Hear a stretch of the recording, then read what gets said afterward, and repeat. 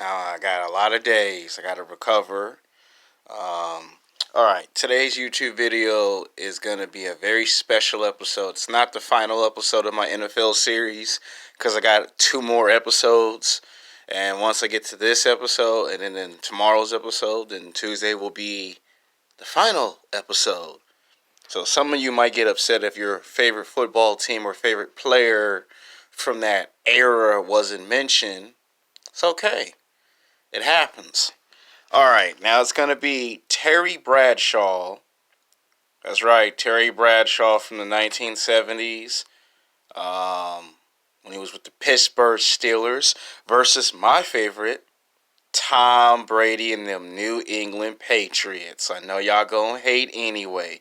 Now, Terry Bradshaw played at, I think, in a college, St. Louis or Louisiana, one of them schools, and he got drafted in the 1970 NFL draft at the number one pick, and he was selected by the Pittsburgh Steelers. Now, he became the quarterback in 1970, and that same year that he led the charge, they went on and played football. Now, when he got drafted, his first year was in 1971, and he had to play behind an aging quarterback, similar to Joe Montana, Steve Young, Tom Brady, and Drew Bledsoe. Seems like there's a pattern, isn't there? You get all these other quarterbacks that play behind someone, and they turn out to be the player that you go to when you need to win the football game in the fourth quarter. Funny, isn't it? Well, anyway, in 1971, he was a backup quarterback, and then by 1972, he became the quarterback. Once that quarterback got injured, he would make 5 to 6 touchdowns a football game. He came in at 6'3", 235 pounds. He was bigger, he was stronger, he was faster, and he was the number one best quarterback on the Pittsburgh Steelers and the best quarterback in the NFL at that time. He had the strongest hand. He could throw the football at mid-range, close range, and even at far-away range, he could throw the football. It didn't matter if he was up the field, downfield. He could throw it on the right. He could throw it on the left. You could have 2 or 3 people coming, and he could still throw the football with perfect 20/20 vision. And a lot of guys were confused because he would kill their offense. Every time teams like the Dallas Cowboys, the New York Giants, the New York Jets, the Miami Dolphins, the San Francisco 49ers, the Oakland Raiders, every time these teams played against Pittsburgh, one thing was clear. You was gonna go up against the best of the best.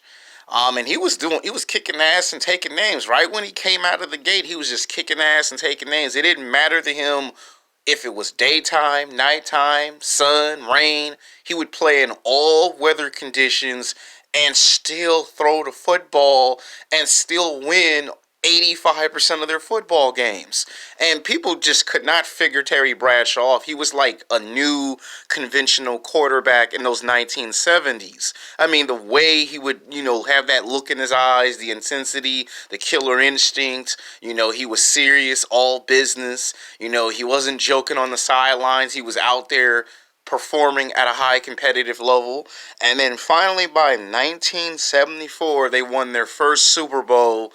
I think it was either against the Oakland Raiders or the San Francisco 49ers. They beat them for his first championship. And surprise, he won. He managed to win his first Super Bowl MVP. And then to turn around in 1975 and do something that only a few quarterbacks do. That's win back-to-back Super Bowls and again back-to-back Super Bowl MVP. What he did was so incredible. He won 2 championships 2 years in a row, and then wins back-to-back Super Bowl MVPs plus an NFL MVP much later. Now, they would lose in 1976 and again in 1977. They would lose 2 years in a row trying to pursue championships. He would lose in a Super Bowl, after 2 years in a row, it would go to a third Super Bowl and he would lose to the team that he beat in the first Super Bowl. And then in 1977, they got eliminated in the third game on their way back to the Super Bowl. And then they would return back to glory in 1978, giving him his third Super Bowl championship ring. And then finally, repeating history once again, winning back-to-back championships. He would do it again in 1979. So he would win 4 championships in a 6-year period.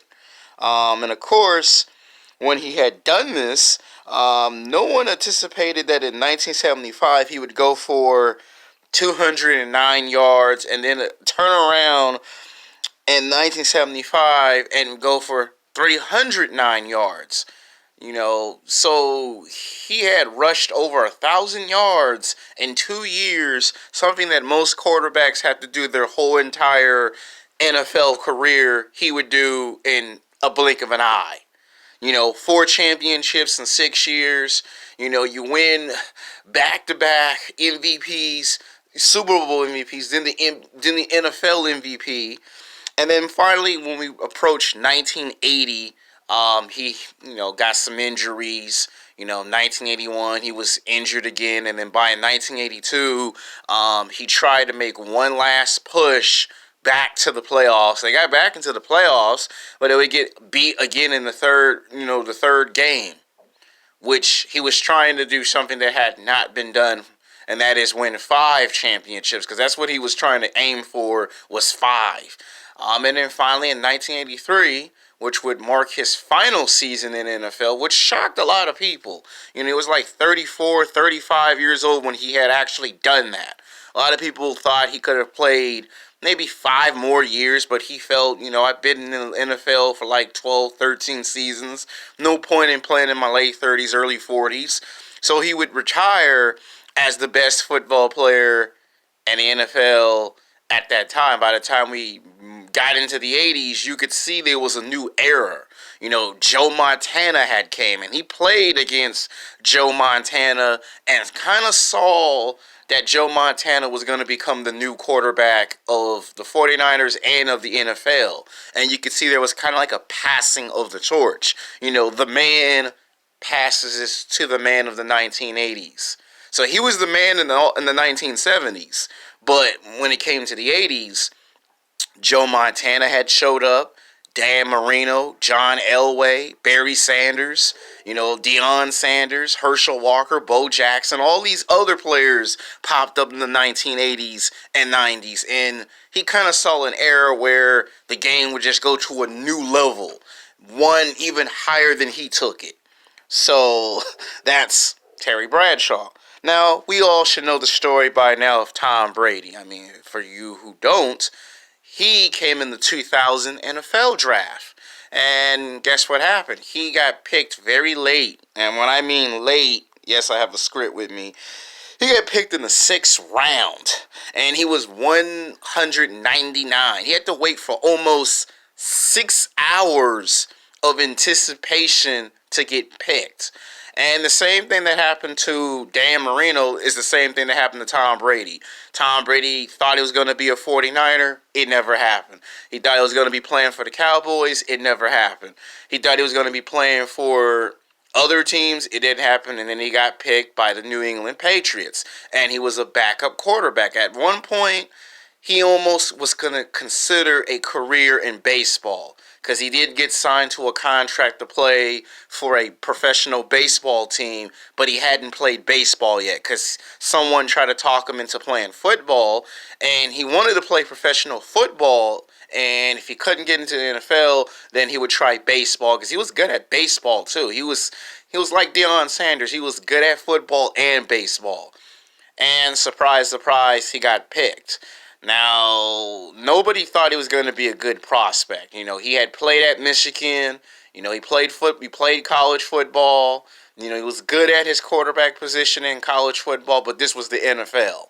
And out of nowhere, I guess you could say the legend of Tom Brady just came to life.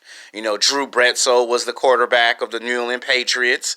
Been with this team for about 11 years. And this guy was kind of like towards the end of his prime physically. And when they had Drew Bledsoe, he got hurt in a game on Monday Night Football, and I remember it because I had came home and done all my homework, and I turn on the TV, and it's like the third quarter, and I see this other guy coming out here, and he got a perfect hand, throws the ball with perfect accuracy, and next thing you know, what do I see?